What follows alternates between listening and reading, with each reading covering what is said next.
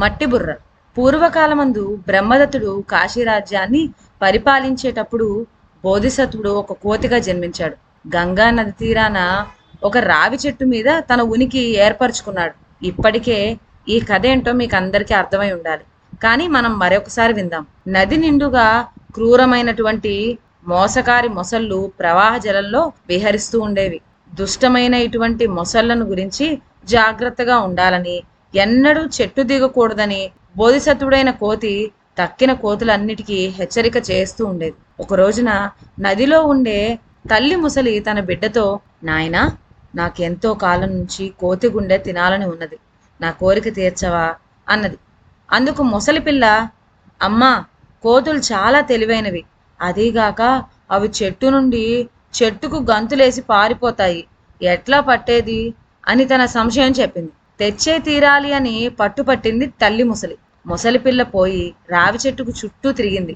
పైనున్న కోతులు కొమ్మలు రెమ్మలు విరిచి దాని మీద పడవేసాగాయి. ఉన్నట్టే ఉండి కొన్ని కోతులు నీటి సమీపాన ఉండే కొమ్మలకు దిగివచ్చినాయి.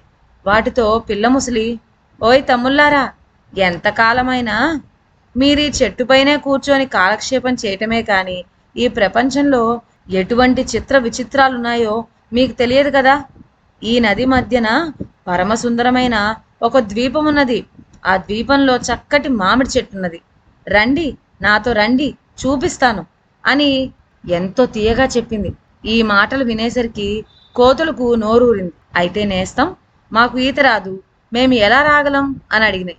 అయ్యో, అది ఒక సమస్యేనా? రండి, నా వీప్ మీద ఎక్కి కూర్చోండి, మిమ్మల్ని అందరినీ చిటిక సేపట్లో తీసుకుపోయి ఆ తోటలో దిగబెడతా అంది ధీమాగా. సరే, మరైతే నన్ను తీసుకువెళ్ళు అంటూ ఒక చిన్నారి కోతిపిల్ల తయారుపడింది. తక్కిన కోతులు వద్దని చెప్పినా అది వినలేదు. మొసలి మోసకారి, జాగ్రత్త అని అవన్నీ ఒక్క పెట్టున ఘోష పెట్టాయి. కానీ కోతిపిల్ల తన ఉత్సాహంలో ఈ మాటలు చెవిన పెట్టుకోలేదు. చెప్పలేని సంతోషంతో ఆ పిల్ల ముసలి నదిలో ఈదుకుపోతూ ఉన్నది. అలా పోయి పోయి గబీమని నీటిలోపలికి మునిగిపోయింది. అప్పుడు కోతిపిల్ల భయంతో ముసలిని అదిమి పట్టుకున్నది. చేతులతోనూ కాళ్ళతోనూ, పైగా ఉక్కిరిబిక్కిరి అయింది. పిల్ల ముసలి మళ్ళీ ఒక్కసారి పైకొచ్చింది. ఒళ్ళంతా తడిసిపోయిన కోతిపిల్ల కళ్ళు తుడుచుకొని, ముసలి ముసలి, ఎందుకిలా చేశావు అని అడిగింది. నిన్ను నేను చంపేస్తా, నువ్వు చచ్చేదాకా నిన్ను నీళ్ళల్లో ముంచి ఉంచుతా అన్నది తాపిగా పిల్ల ముసలి. ఎందుకు నన్ను చంపేది? నువ్వు నాకు నేస్తమని నమ్మి కదా వచ్చాను అని ప్రశ్న వేసింది కోతిపిల్ల అమాయకంగా. ఎందుకేమిటి? మా అమ్మకు ఎన్నాళ్ళ నుంచో కోతెగుండె తినాలని అమిత కోరికగా ఉందట, నిన్ను పట్టుకుపోయి మా అమ్మకు అప్పగిస్తా అని చెప్పింది. ఓ పిచ్చన్నయ్య, ఈ పాటి మాట చెప్పవైతివేమి? నువ్వు మామిడి పళ్ళ మాట చెప్పగానే నేను ఉన్న పాటున వచ్చేశాను, నా గుండెకాయి ఆ చెట్టు మీదనే ఉండిపోయే అన్నది. ఈ మాటకు ఆ పిల్ల ముసలి కళ్ళు మిటకరిస్తూ వెర్రిగా చూసింది. మరైతే నీ గుండెకాయ నీతో కూడా ఉండదా అని అడిగింది. అబ్బే, శరీరానికల్లా గుండె ముఖ్యమైంది కదా, దాన్నెప్పుడు చెట్టుకు వేళ్లాడదీసి భద్రంగా కాపాడుకుంటాను, ఎంతో పని ఉంటే కాని పైకి తీసుకురాను అని చెప్పింది. నీకు ముఖ్యంగా నా గుండెకాయే అవసరమైతే మనం మళ్ళా చెట్టు దగ్గరికి పోవాలి. కానీ మనం నువ్వు చెప్పిన ద్వీపం దగ్గరకు వచ్చేసినట్టుందే, నన్ను అక్కడ దిగబెట్టు, ముందు కాసిని మామిడి పళ్ళు తినేస్తా అన్నది. ఊహు, అలా కాదు, పళ్ళు తర్వాత తిందువు గాని, ముందు నాకు నీ గుండెకాయే కావాలి, పద చెట్టు దగ్గరికి పోదాం అని తొందర పెడుతూ గబగబా కోతిపిల్లను తీసుకుపోయి చెట్టుకు చేర్చింది పిల్ల ముసలి. కోతిపిల్ల చెంగున చెట్టు మీదకి ఒక్క గంతు వేసింది. పైన కూర్చొని కిచకిచలాడుతూ, ఓయ్ మట్టి బుర్రా, రా పైకి రా, నా గుండెకాయ తీసి పట్టుకెళ్దువు గాని అంటూ వెటకారం చేసి కొన్ని కొమ్మలు విరిచి పిల్ల ముసలి మీద పడేసింది. పిల్ల ముసలి తన పైన పగబట్టిందని తెలుసు కోతిపిల్లకి. ఈ చెట్టు మీద ఉండటం ఎప్పటికైనా ప్రాణాంతకమే అని తలచి అది దూరాన ఉండే మరొక చెట్టుకి తన బస మార్చింది. ఆనాడు కసిపూనిన ఆ పిల్ల ముసలి ఎలా కనిపెట్టిందో కోతిపిల్ల బస మార్చడం తెలుసుకున్నది. సంబరపడి పగలంతా అది ఆ రేవులోనే కాచుకొని ఉన్నది. అక్కడ నదికి మధ్యన ఒక లంక ఉన్నది. ఆ లంక నిండా మంచి మంచి జామ చెట్లు, చెట్ల నిండా పళ్ళు కలకల్లాడుతూ గుమగుమ పరిమళిస్తూ ఉన్నవి.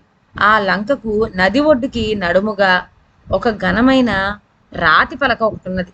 కోతిపిల్ల చెట్ల మీద నుంచి లంకకు పోదామనే కుతూహలంతో ఆ రాతి పలకల మీద ఉరికింది. అక్కడి నుంచి లంకలోకి ఒక్క గెంతు వేసి పొట్ట పట్టినన్ని పళ్ళు తినది. పిల్ల మొసలి నది లోపలే పొంచి ఉండి కనురెప్ప వాల్చకుండా చూస్తూ ఉన్నది. కోతిపిల్ల లంక నుండి తిరిగి వచ్చేటప్పుడు పట్టేద్దామని దాని ఊహ. మాటు మునిగింది. కడుపు నిండా పళ్ళు దట్టించిన కోతిపిల్ల మెల్లగా లంక నుండి మళ్ళీ రాతి పలక మీదకు దిగింది. అయితే పొద్దుటి కంటే ఇప్పుడు రాతి పిలక పెద్దదిగా కనపడుతున్నదే. కొంపదీసి ఏ ముసలైనా ఇక్కడ పడుకోలేదు కదా. ఏమో, కనిపెట్టడం చాలా కష్టం, అందులోనూ ఈ మసక చీకట్లో అని మనసులో అనుమానించింది కోతిపిల్ల. కేకలు పెట్టింది. అనుకున్నట్టుగానే కొంతసేపటికి మొసలి కదిలి నోరు తెరిచింది. ఆసి నీ దుంప తెగ తలచినంతా అయిందే. సరే, ఇంకిప్పుడు ఎలాగో నీ బోనులో చిక్కుకున్నాను, తెరు, నీ నోట్లో గురుకుతా అన్నది కోతిపిల్ల. ముసలి నోరు తెరిచినప్పుడు కళ్ళు మూసుకుంటుంది. ఈ కీలకం తెలుసు కోతిపిల్లకు. సంతోషం కొద్దీ పిల్ల ముసలి నోరు తెరిచింది అంటే కళ్ళు మూసుకుందన్నమాట. కోతిపిల్ల ఎగిరి గంతేసింది. ఎక్కడికి? ముసలి నోట్లో కాదు, దాని బుర్ర మీదకి. పిల్ల ముసలి బుర్ర మీద నుంచి ఒక్క ఊపుతో అది తన చెట్టు మీద కురికి క్షేమంగా కొమ్మ మీద కూర్చుంది. తెల్లబోయి చూచింది పిల్ల ముసలి. ఓసి మట్టి బుర్ర, నీవేనా నా మీద పగబట్టడం అని కిచకిచలాడుతూ చిటారు కొమ్మకంటా వెళ్ళిపోయి వెక్కిరించింది కోతిపిల్ల ఆ ముసలి పిల్లని. ఇదండి ఇవాళ కథ. మరొక మంచి కథతో నెక్స్ట్ వీడియోలో కలుద్దాం. అంతవరకు సెలవు. నా ఛానల్లోని కథలు మీకు నచ్చినట్లయితే నా ఛానల్ను లైక్ చేసి సబ్స్క్రైబ్ చేయండి. షేర్ చేయడం మర్చిపోవద్దు. కొత్త కథల నోటిఫికేషన్ కోసం బెల్ ఐకాన్ ప్రెస్ చేయండి. Thank you.